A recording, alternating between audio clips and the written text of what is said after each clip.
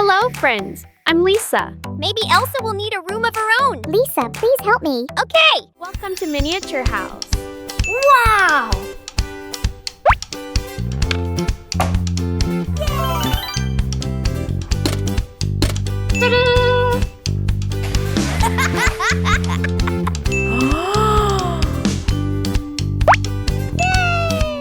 Hey Lisa, no clothes fit me at all.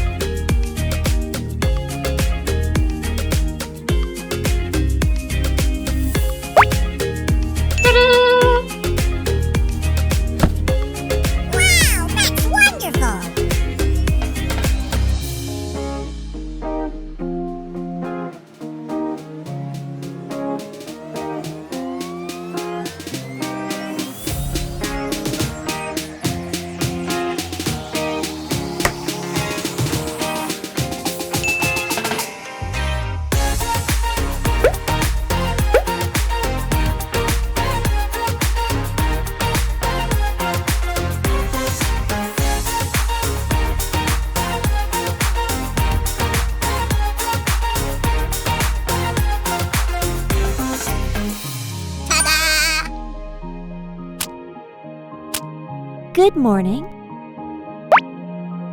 Ooh!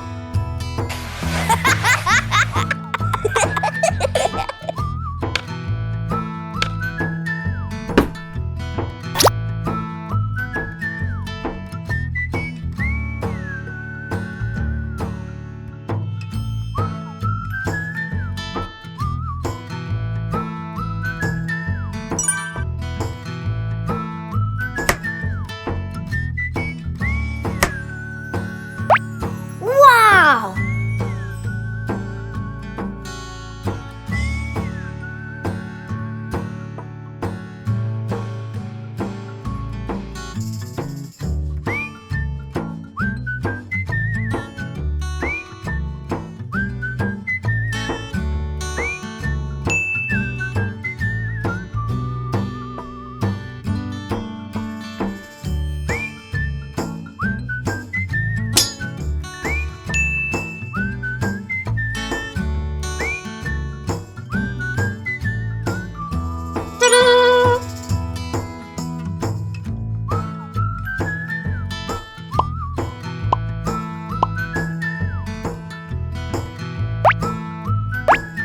Wow!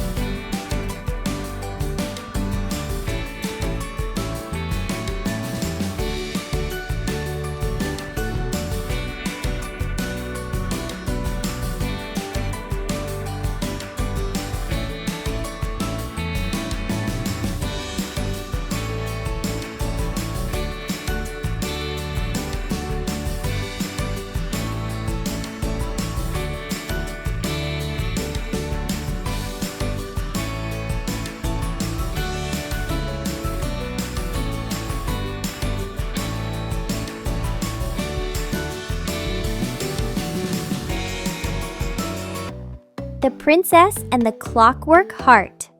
A kingdom of brass and starlight. The kingdom of Brasti rose from iron ribs and glass lungs. Its streets ran straight as Gear's teeth. Its roofs were slate and copper, and its skyline bristled with chimneys that spoke in smoke.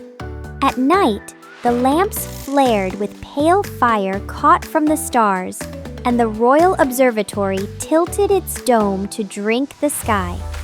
In this city of industry and astronomy, a princess was born, Mireia, on a winter night so clear that frost drew constellations on window panes. The court physicians swaddled her, counted her fingers and toes, and fell silent. The baby's heartbeat fluttered thinly, then stuttered, then faded to a thread. The queen, Sabine, an astronomer with ink-stained thumbs, did not wail. She lifted her daughter and said, "There is a way." The royal engineers were summoned. Among them came Maestro Corvin, a lean man with iron filings in his cuffs, who had once fashioned a miniature planetarium inside a walnut. Under the blue glare of phosphor lamps, he built a tiny heart of brass and crystal, fitted with a thornless escapement and a basket for light.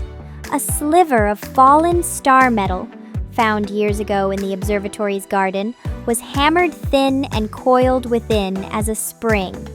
"Wind it," said the queen, carrying her child to the observatory. On the topmost platform, she held the clockwork heart to the open dome. The stars spilled their light into its crystal chamber until the basket gleamed like dew. Corvin placed it carefully in the infant's chest beside her faltering human heart. The tiny gears engaged. The spring took tension. A warm tick, tick, tick began. Princess Mireia's eyes opened. They reflected the night's pale fire. From that night, she lived between two tempos, the soft pulse of blood and the steady beat of brass. The girl who listened to machines. Mireia grew in workshops as much as in gardens. She learned to keep dust from gears, how to oil pivots, and when to stop winding. A clock wound past sense breaks itself. At 6, she could name every constellation. At 9, she learned to listen. Not just with ears, with fingertips on housings and cheek against casings.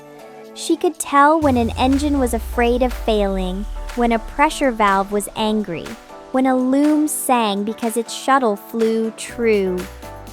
No one else heard these things. Mireia did because the world of brass and starlight had tuned her. Each midnight, the queen and Corvin took her to the observatory.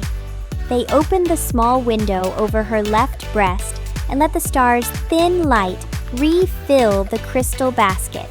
The tick grew round and confident again. "Not too much," Corvin always said. "A spring stretched too far remembers the harm." The king, Pharaon, practical as a lathe, kept count of costs and soot. He watched smoke stack up like unanswered questions and issued regulations for shorter shifts and cleaner burning. "We will not let progress grind our people," he said. But factories sprung like weeds, and the Guild of Engines pushed for more power, cheaper fuel, longer hours. One name echoed in their proposals: Magnus Vale. Engineer, visionary, impatient. He promised a machine that would free Brastille from coal and sweat. "A star loom," he said at a demonstration in the palace hall, unfurling blueprints like banners. "We will weave the light that the sky wastes every night into thread, spin it into warmth and motion, and give it back to our city." Mireia stood at the edge of the crowd with soot on her collar from a morning spent among looms. The model veil wound on a velvet table glowed faintly, its spokes catching lamplight. It hummed. For a second, Mireia's own heart stuttered in sympathy. She pressed her palm lightly to her chest. The model's hum was lovely. but beneath it something rasped, like a throat too dry to sing. She frowned. After the demonstration, Vale bowed to the royal family. He had clever hands and eyes that weighed every person for their utility. With funding, Your Majesties, we can make it as tall as a tower. Imagine lighting every street without coal. Imagine heat in winter for those who cannot pay. Imagine an engine that never tires. The king liked the promise of better lives. The queen watched her daughter's face. Mireya's mouth made a small, uncertain line. "Show me the part that drinks the light," she said, surprising herself. "Show me what happens to what you take." Vale's smile did not reach his eyes. "Nothing is lost, princess, only transformed." Her clockwork heart ticked once, hard once. The night of ashen stars.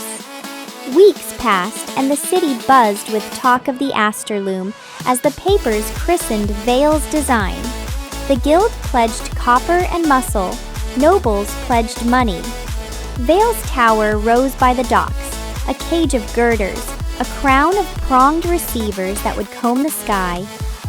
2 nights before the first test, the stars above Brastile grew dim, as if soot had climbed high enough to touch them.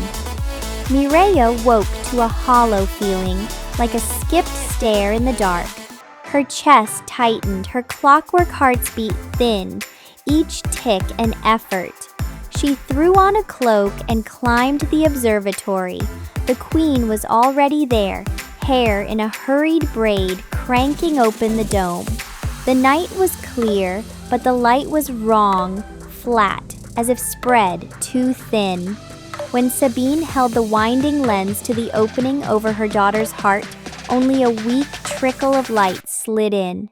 "It's not feeding," Mireya whispered. Her human heart beat faster to compensate. The brass beat lagged. She felt for the first time the tug of war inside her. Down in the city, a factory whistle cracked and died mid-note. A boiler failed with a slow, tired shudder. In the morning, newsboys cried, "Starless fog creeps in!" Though there was no fog. The queen traced charts. "The star stream above us is being leached," she murmured. "Something enormous is drinking deep." Mireya and Corvin looked at the tower rising by the docks. That evening, the palace received Vale for supper. He wore a small wire diadem set with a dark lens over one eye. "The astraloom must be tried tonight," he insisted between calm bites of pheasant. 2 minutes only, less than 1 breath for the sky, so we may calibrate and correct. After that, we can regulate its appetite." "Appetite," Sabine repeated softly. "You speak as if the sky is a beast to be taught tricks." "Everything can be educated," Vale said. "Even nature, especially nature." Mireya set down her spoon. "When your model hummed, I heard a roughness underneath. Your loom wants more than you think." "Then we must build its stomach larger," Vale answered. "I admire your ear, Highness. Perhaps it is time you visited the tower and saw engineering at its true scale." That night, light threaded the crown of the astraloom. The tower thrummed, so did the city. Its lamps grew brighter. Far away, a fountain of steam became a pillar. A tram line groaned to life, though no one had started its generator. People cheered. For 2 minutes, the lights shone like festival noon. Then every clock in Brastile lost 5 seconds. Mireya's vision fuzzed at the edges. She caught the railing of the observatory and gripped so hard her knuckles creaked. When the tower wound down, the sky above the city looked paler than before, as if someone had siphoned a little color and had not poured it all back. That was the night the apprentices at Mill 12 brought in the first victim of star sickness, a boy who could not get warm even under piles of quilts, whose breath made no fog in the cold. His cheeks were gray. He was nearest the tower when it lit, they said, eyes round. The city physicians listened to lungs that seemed to have forgotten how to sigh. Mireia visited at dawn. The boy's hand was chill. When she held it, her clockwork heart hiccuped, then steadied, as if offering heat it could spare. The boy slept deeper and his color softened. Mireia withdrew her hand, baffled. "Your Highness," whispered Pip, a grease-streaked apprentice she knew from the looms. "They say it's just the season. They say it will pass." His jaw worked. "But the tower makes my teeth hurt, like a whistle only metal hears." Mireia heard it too. The loom was not just hungry. It was lonely, consuming without companionship. She shivered. The crown with too many teeth. The second trial of the astraloom drew half the city to the docks. Vale stood on a catwalk like a conductor on a box. His wire diadem had acquired a second lens. "We will increase the draw by a hair," he announced. "Observe the safety of the floodgates I have designed." The floodgates were not valves at all, but tall prongs arranged in circles, like crowns within a crown, that would spin to thin the incoming light or thicken it. Mireia watched them and thought of teeth. "Stay behind me," said Captain Lisa, the princess's guard, who wore her sword like punctuation to every movement. "If anything misbehaves, we run." "I don't plan to run," Mireia answered, eyes searching for Corvin among the engineers. She spotted him near the base, the only man with a flower of solder on his sleeve. The loom began. The stars dimmed, the lamps flared, the prong's teeth whirled. A sound rose, a keen that became a wordless plea. Mireia's chest ached. She leaned on the railing and without intending answered, a tiny half-whisper beneath the keen. "Slow, please, slow. You are filling too fast to digest. You will choke." Metal responded. One circle of prongs hesitated, slowed a fraction. Vale saw the dip on his gauge and snapped a command. Assistants spun levers. The prongs bit deeper. The tower drank harder. The keen sharpened. The floodgates glowed cherry. The queen had come to, hood up, eyes tracking stars with practiced attention. "He is pulling from more than the local stream," she murmured to the king. "He has cast a net. He is tugging the weave itself." An overhead girder screamed, a sound like a violinist sawing wrong strings. A bolt snapped. A plate fell. Lisa dragged Mireia backward as sparks curtained the catwalk. Vale cut power at last. The lights fell. For a second, true night flooded the sky, rich and black. The city made a sound, soft, involuntary, at the sight of the unspoiled dark. Then the stars returned, but in their places faint smudges lingered, as if thumbprints marred the glass of heaven. Vale descended, composed but pale. "Minor calibration," he said. "We learn by doing." Mireia stepped forward. "By taking," she corrected.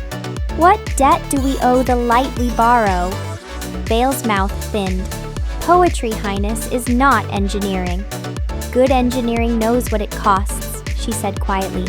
He looked at her a long time. "Your heart," Vale said, very low. "It is a bridge, is it not? Between the human and the celestial. Imagine what we could do if we tuned the loom to your rhythm." Lisa moved between them. "Enough." Vale spread his hands. "I only speak as an engineer. The princess is a miracle of mechanics. The city should benefit." Mireia understood two things in that moment. First, Magnus Vale did not believe he was cruel. He believed he was necessary. Second, he would take what he needed and call it fate. Pip's map and a pirate's bargain. Star sickness spread in pockets near the tower. The palace infirmary filled with chilled hands and quiet lungs. The queen wrote late into the night, mapping an invisible current she called the sevenfold stream, 7 lanes of star wind that braided over Brastile and over lands far beyond. If he tugs at one, he drags them all, she told Mireia, who brought warm broth and sleep tea and hid her fear badly. Mireia decided then she would not wait for the city to be educated into ruin. She shrugged on a worker's coat, smeared soot on her cheeks, and slipped out with Lisa and Pip. Corvin, who could read a blueprint as others read poems, pressed a folded map into her hand. "If you mean to see where the loom draws from," he said, voice carefully serene, "go where the star stream thickens, north, beyond the polar spire. Take the small airship, and take care." The hummingbird was more basket than ship, and more kite than either. Pip loved her instantly. "She's a stubborn little sparrow," he said, patting cables. "She'll hold if I sweet-talk her."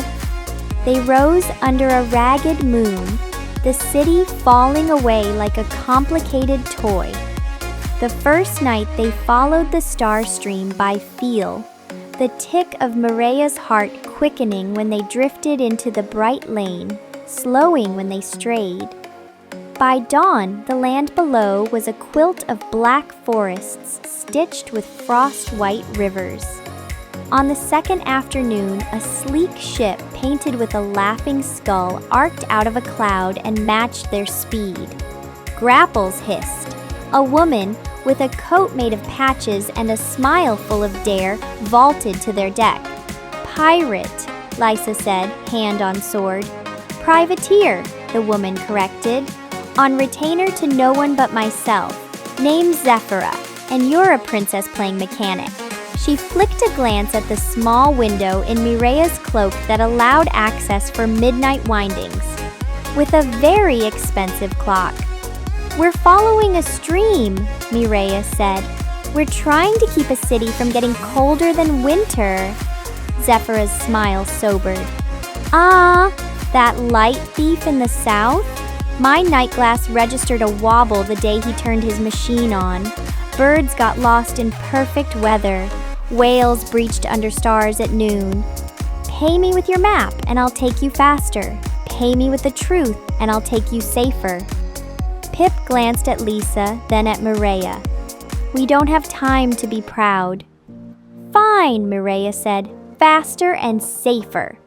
Zephira's crew lashed the hummingbird alongside her ship, the Laughing Gale. They sailed into cold that bit nails and made metal sing.